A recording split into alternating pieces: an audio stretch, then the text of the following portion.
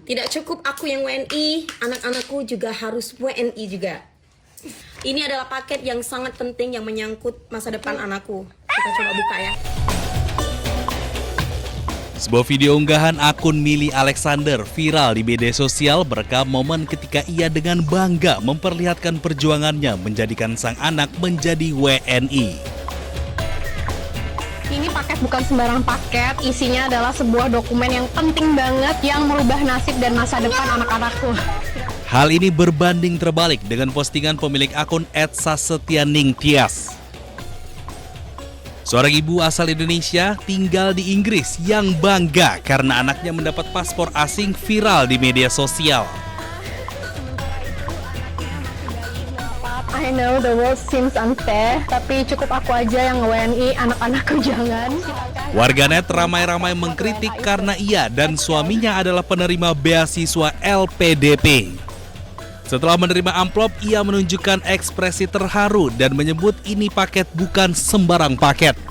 Dirinya mendapatkan surat dari Home Office Inggris yang menyatakan kalau anaknya yang kedua diterima menjadi warga negara Inggris dan menerima paspor secara resmi. Usai viral di media sosial, Sasetyaningtyas pun mengunggah tulisan permohonan maaf. Ia menyebut video tersebut dibuat sebagai bentuk rasa kecewa dan frustasi sebagai WNI terhadap kondisi Indonesia hari ini. Ini paket bukan sembarang paket, isinya adalah sebuah dokumen yang penting banget yang merubah nasib dan masa depan anak-anakku.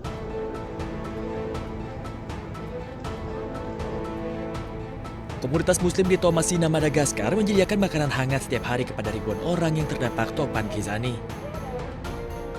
Badai ini meninggalkan kerusakan yang cukup parah bagi lebih dari 423.000 orang. Para sukarelawan menyiapkan panci masak besar dan menyajikan makanan kepada keluarga dan anak-anak yang terdampak yang berbaris sambil memegang wadah kosong mereka. Sedikitnya 3.000 makanan disediakan untuk warga terdampak selama 30 hari penuh di dalam bulan Ramadan. Hal ini dilakukan sebagai upaya meringankan kesulitan para korban sekaligus menjadikan Ramadan sebagai momen berbagi.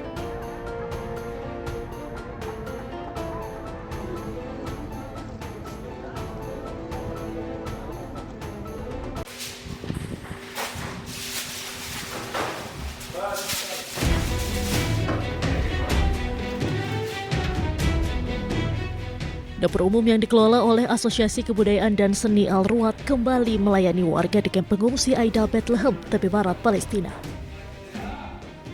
Nampak para relawan menyiapkan hidangan untuk selanjutnya didistribusikan langsung ke warga setempat. Menu yang disiapkan diantaranya nasi dengan daging, sup hingga hidangan penutup berbahan dasar kurma. Dapur umum tersebut menyiapkan antara 500 hingga 800 porsi setiap harinya. Makanan dikirim langsung ke warga tanpa memotret penerima dan nama penerima tetap dirahasiakan untuk melindungi privasi dan martabat mereka. نحن نوصل الطعام للأسر ولا نسمح لأي شخص أن يأتي إلينا يتناول الطعام. الطعام بيروح للأسر بطريقة محترمة مع حفظ كرامتهم. فريق معنا فريق هو يقوم بعملية التوزيع. نحتفظ بنفسنا بالأسماء. ما بنصور على الإطلاق ما بنصور أي أسرة، ما بنصور اسم على أي طبق، يعني في خصوصية نحافظ على خصوصية وكرامة الناس. Inisiatif ini telah menjadi penyelamat bagi banyak keluarga rentan, terutama di tengah memburuknya kondisi ekonomi di tepi barat.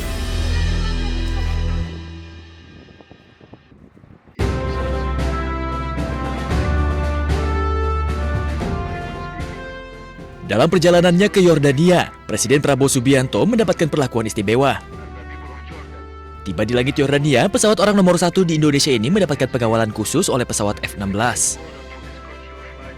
Dari sisi kanan dan kiri pesawat kepresidenan, F-16 Yordania terbang dalam formasi presisi, mengantar pesawat presiden hingga mendekati pendaratan di Bandar Udara Militer Marka Aman. Pengawalan udara tersebut bukan sekedar prosedur keamanan negara, melainkan simbol penghormatan tinggi dari kerajaan Yordania Hashimiyah. Bahkan salah satu pilot F-16 menyapa langsung Presiden Prabowo melalui komunikasi radio. This is line 1 speaking. Your Excellency Mr. President, Assalamualaikum warahmatullah. This is line 1 speaking. Your Excellency, on behalf of His Majesty King Abdullah II and the people of Jordan, we are honored to welcome you to Jordanian airspace and it's a great honor to escort your flight this evening. Wishing you a pleasant stay and a safe landing. Ramadan Mubarak, sir. Presiden Prabowo pun secara langsung membalas komunikasi tersebut, menyampaikan apresiasi dan rasa terima kasih atas kehormatan yang diberikan. Lion Flight Indonesia One. This is President Prabowo Subianto of Indonesia. I would like to thank you and your flight for receiving me, for escorting me.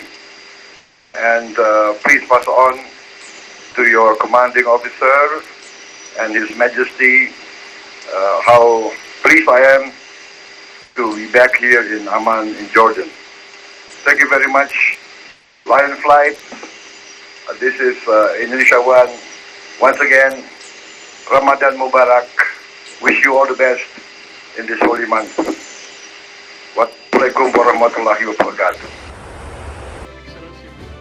Ini menjadi kunjungan kedua Presiden Prabowo ke Yordania usai kunjungan pertamanya pada 13 April 2025 lalu. Tim Liputan, iNews melaporkan.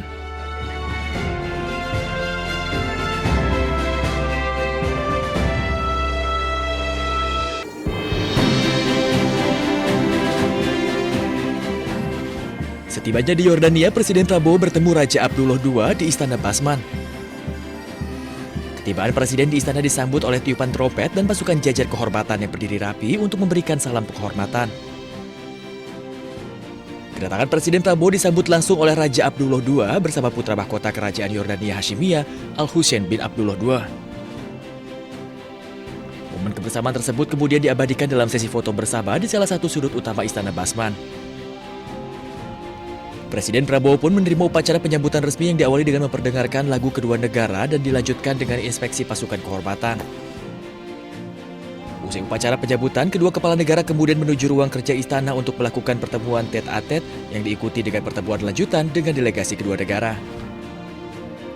Keduanya membahas berbagai isu strategis mulai dari penguatan kerjasama kedua negara hingga kolaborasi di bidang kemanusiaan, termasuk terkait stabilitas dan perdamaian kawasan.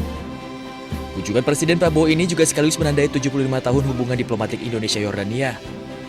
Bagi Indonesia, Kerajaan Yordania juga merupakan mitra penting sekaligus hub logistik Indonesia di kawasan Timur Tengah. Tim Liputan, iNews melaporkan.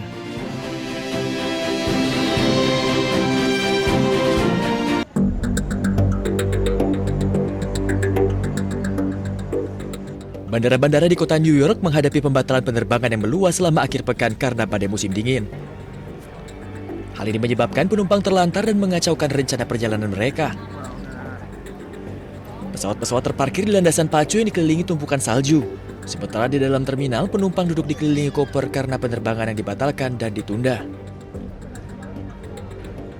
Para penumpang pesawat ini mengaku tidak mendapatkan informasi terkait pembatalan penerbangan mereka hingga mereka harus menghubungi maskapai terkait. Akibatnya para penumpang harus memesan ulang perjalanan mereka, bahkan mengatur kembali rencana perjalanan mereka yang sebelumnya telah tersusun. Badai salju membawa hujan salju lebat di seluruh kota hingga ketebalan mencapai 48,3 cm. Pemerintah setempat mengeluarkan larangan bagi perjalanan yang tidak mendesak.